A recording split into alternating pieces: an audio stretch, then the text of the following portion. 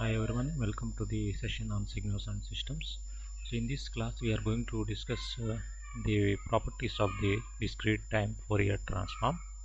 The properties will play an important role in simplifying the solution for a given problem. Therefore, one should learn the properties for any type of transform. So in fact, for any type of transform you should have the command over the properties of the transform. So if you know the properties, if you have the command over the properties, so the solution for the given problem is so very much easier to you.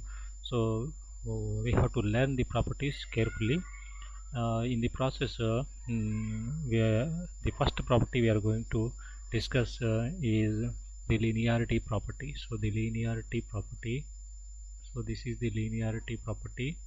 So whatever the properties we are discussing, so with respect to the Fourier transform, continuous time Fourier transform, the same properties we are going to discuss with respect to the discrete time Fourier transform also. So this is the first property, linearity property. First I will give the statement. So after that, so we are going to prove the statement. The statement states that, so while defining the linearity property, let us consider the two signals. So one is x1 of n, so another signal is x2 of n. So these are the two discrete time signals. Now if the linearity property states that, so if the Fourier transform of x1 of n so is equal to x1 of omega, and so the Fourier transform of the discrete time signal x2 of n so is nothing but capital X2 of omega. Therefore, so if we consider the linear combination of these two signals, so which is a times x1 of n plus b times x2 of n, so we have the Fourier transform which is the linear combination of the two signals in the frequency domain representation. So that is our a into x1 of omega plus b into x2 of omega. So this is the statement for the linearity property, and to prove this statement, so all the statements are, we have to prove all the statements based on the basic equation, which is the Fourier transform of the discrete time signal x of n so is equal to, we have the Fourier transform which is sigma summation n equal to minus infinity to plus infinity. Here we have the discrete time signal, that is multiplied by e power minus j omega n. So this is the definition of the Fourier transform, so which is in discrete time domain. So we will get what? So the signal in the frequency domain, which is your x of omega. Now based on this formula, now I am going to find the Fourier transform. So your left hand side is Fourier transform of the linear combination of the two signals, a into x1 of n so plus b into x2 of n. Now, so what is the Fourier transform of the linear combination of these two signals?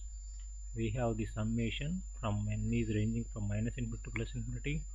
Here the signal is a into x1 of n so plus b into x2 of n.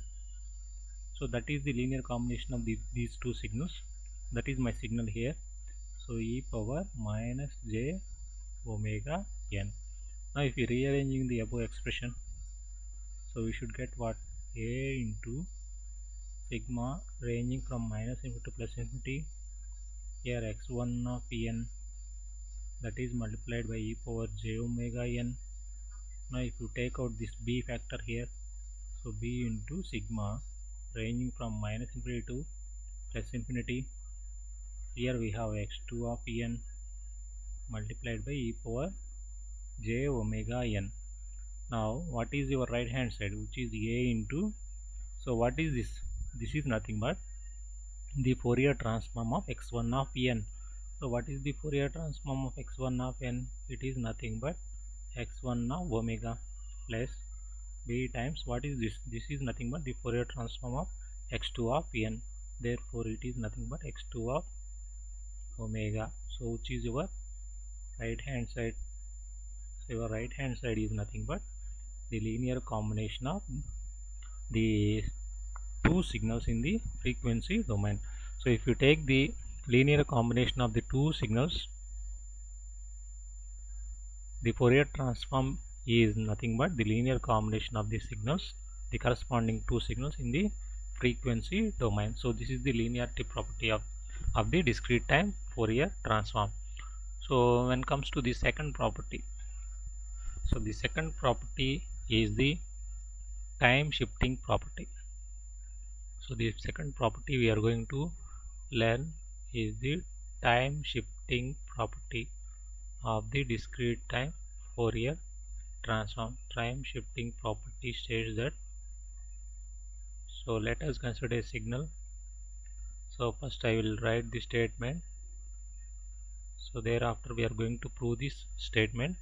So the statement is like this. So if x of n is the discrete time signal, so its Fourier transform is x of omega, then the time shifting property states that, so the Fourier transform of x of n minus m, so is equal to, so this is the time shifting property. Here the signal in the frequency domain, so is going to be multiplied by this factor e power j omega m. So whenever it is minus m, we have here minus also, same thing will have, so x1 of omega. So this is the time shifting property of the Fourier transform. Now I am going to prove the statement. So for that, already you know the Fourier transform of the discrete time signal x of n, so is what? Is nothing but this summation minus infinity to plus infinity. Here the discrete time signal is x of n, so e power minus j omega n. So that is the Fourier transform of the discrete time signal. Now I want to prove this. I want to prove this property. For that, so you just consider here, so this is your capital X of omega. Now I want the Fourier transform of, so x of n minus m.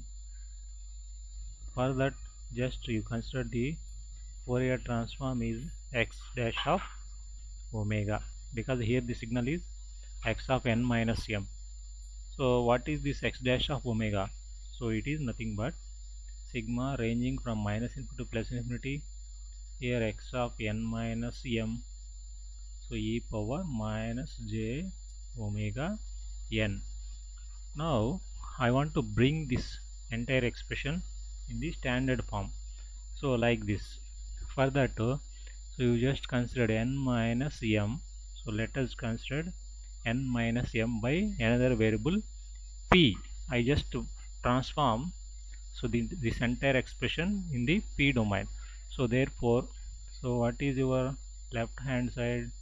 That is your x dash of omega, which is the Fourier transform of x of n minus m.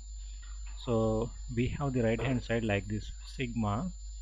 So here n is ranging from minus infinity to plus infinity.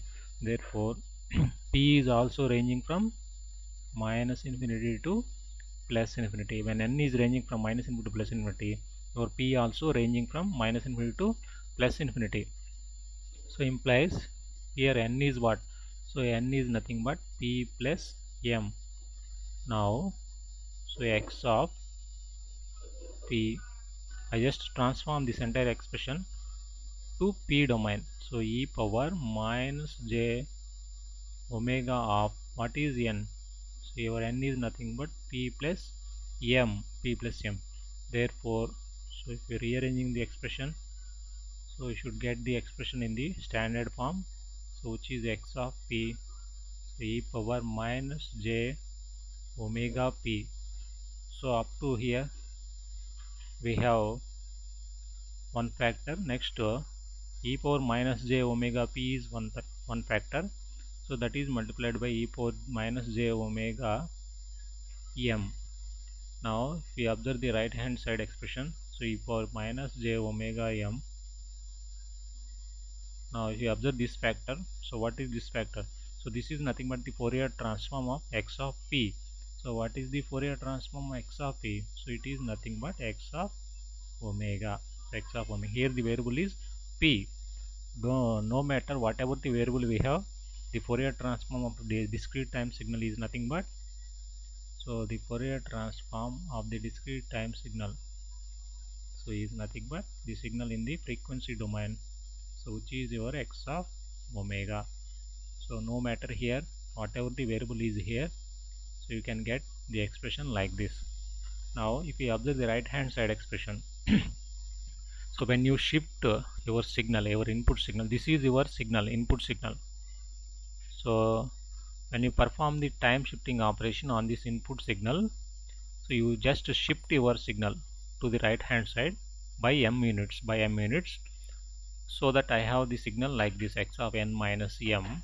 Now if I find the Fourier transform of this signal, which is the shifted version of x of n, the signal x of n is shifted right hand side by m units, so that I can get x of n minus m. Now if I consider the Fourier transform of this signal, so we will get the signal like this. So here the Fourier transform of x of n minus m, we will get the signal is we have the factor here e power minus j omega m, that is multiplied by the Fourier transform of your x of n. So x of n. So this is the time shifting property of the Fourier transform. This is the time shifting property of the Fourier transform. Now if I generalized this time shifting operation, suppose if I have, so if x of n is the discrete time signal, so its Fourier transform is x of omega, then so if I consider the left hand side shifting operation, so x of n plus m, the Fourier transform is, so e power j omega m times the Fourier transform of the given signal, so which is x of omega. So this is for left hand side shifting operation. This is for right hand side shifting operation. Here x of n is shifting right hand side by m units. Here x of n is shifting left hand side by m units. So if you find out the Fourier transform of this signal, you should get the expression like this. The Fourier transform of x of n, that is your x of omega, is multiplied by e power j omega m. Now if I generalize this statement, the time shifting property statement, so if this time shifting property states that, so x of n is the discrete time signal, so its Fourier transform is x of omega, then the Fourier transform of the signal x of n minus m or n plus m, so is equal to, so whenever here n minus m is there, so in the output expression also we have minus j omega m x of omega. Whenever here plus is there, we will get the plus sign here. So this is the generalized statement of the time shifting property of the discrete time Fourier transform. So when it comes to the third property, so the third property is the frequency shifting property.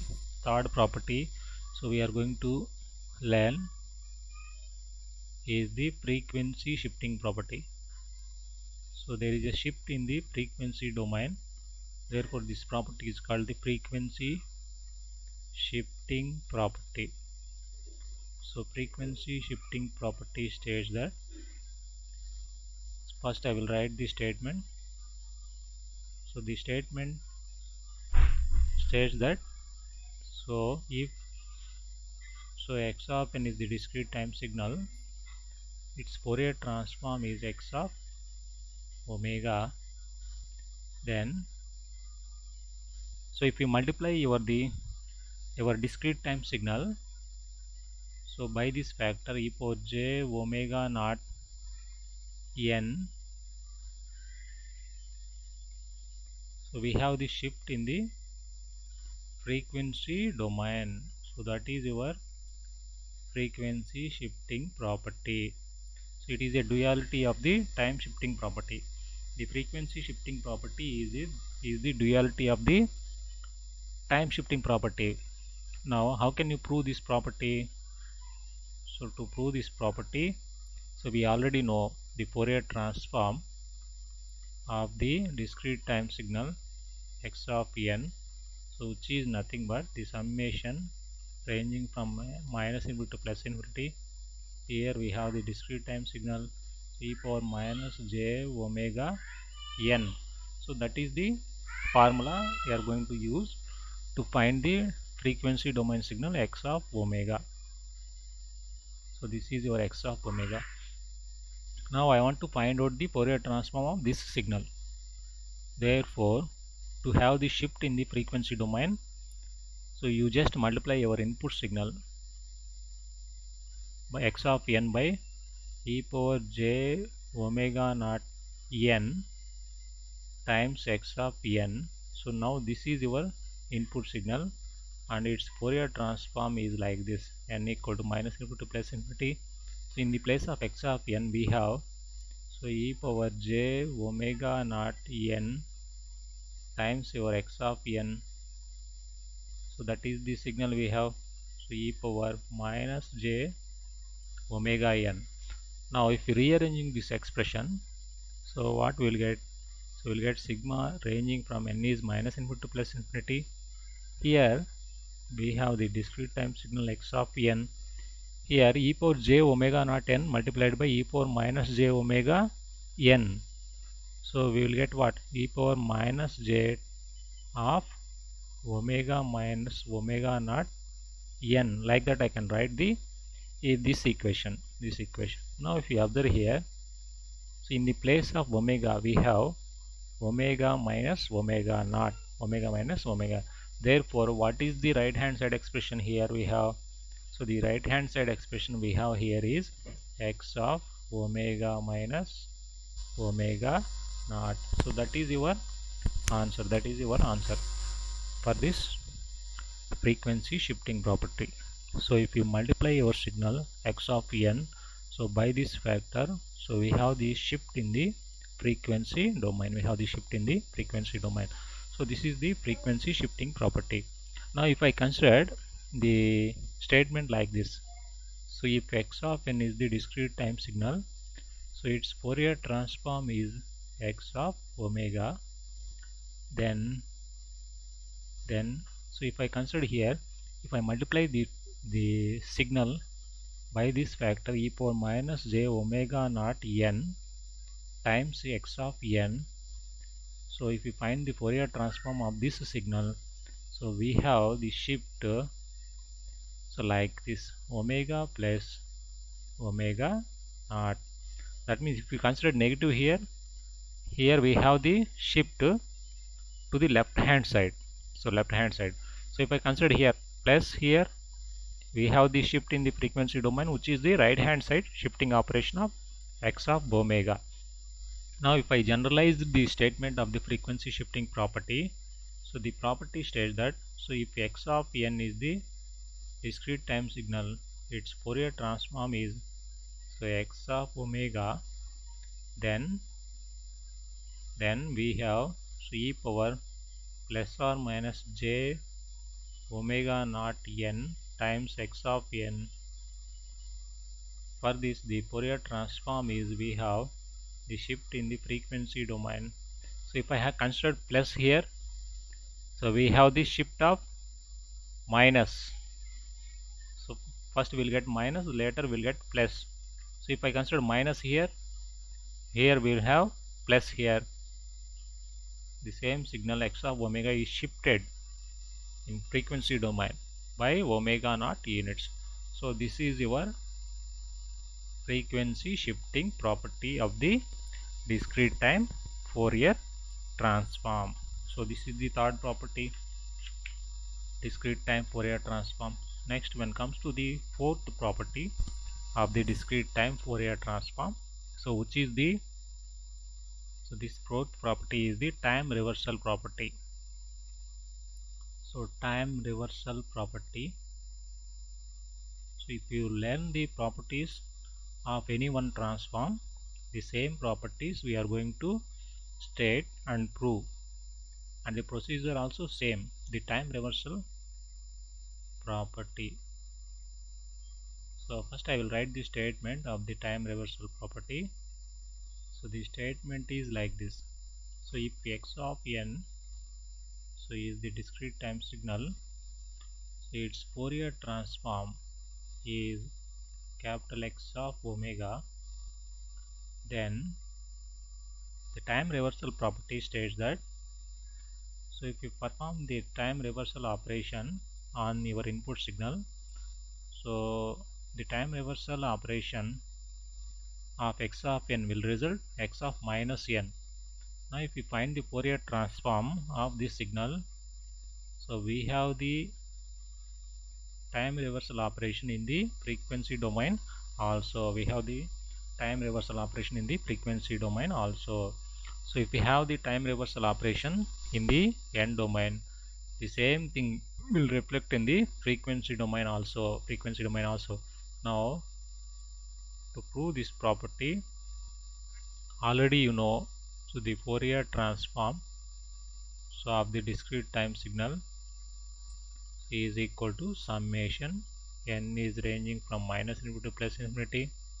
Here we have x of n, so e power minus j omega n. I want x of minus n, I want the Fourier transform of x of minus n.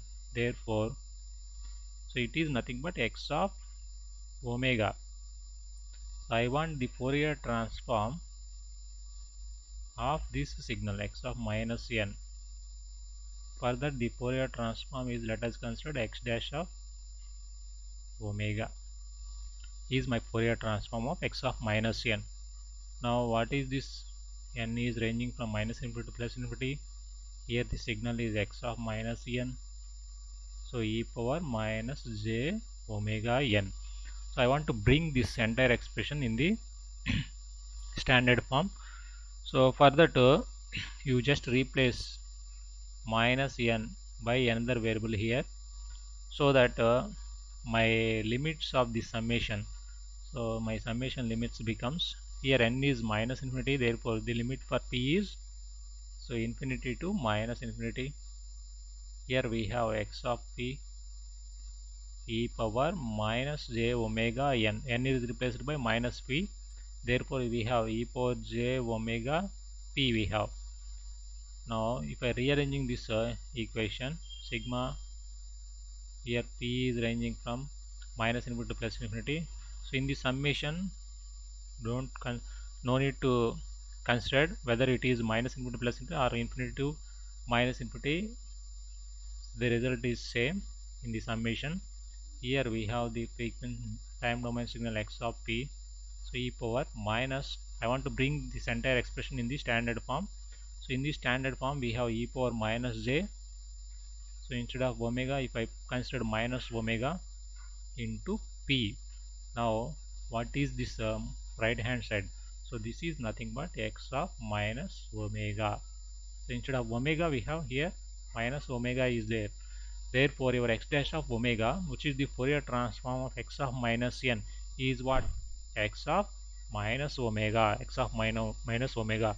So when you perform the time reversal operation on the input signal, the corresponding Fourier transform also we have the frequency reversal. So if x of n, the Fourier transform of x of n is x of omega, then the Fourier transform of x of minus n becomes x of minus omega. So this is the time reversal property of the discrete time Fourier transform, and this is the proof for the corresponding statement. So this is the time reversal property. Next property we are going to discuss is the differentiation in the frequency domain property. So this is the fifth property, so we are going to discuss. So you should follow the same sequence while learning the properties, so you should follow the same sequence. So this is the fifth property, which is the differentiation. So the differentiation, so in the frequency domain property, so in the frequency domain, so this is the differentiation in the frequency domain property. Now I will give the statement for this property. So this is the differentiation in the frequency domain property, and the statement is like this: if so x of n is the discrete time signal, so its Fourier transform is so x of omega, then so the differentiation in frequency domain property states that, so if you multiply your signal n times x of n, so its corresponding Fourier transform is the differentiation of your signal in the frequency domain. So that is the frequency domain differentiation in the frequency domain property. So if you multiply your input signal by n, so this signal in the frequency domain is going to be differentiate with respect to the omega. So this is the differentiation in the frequency domain property.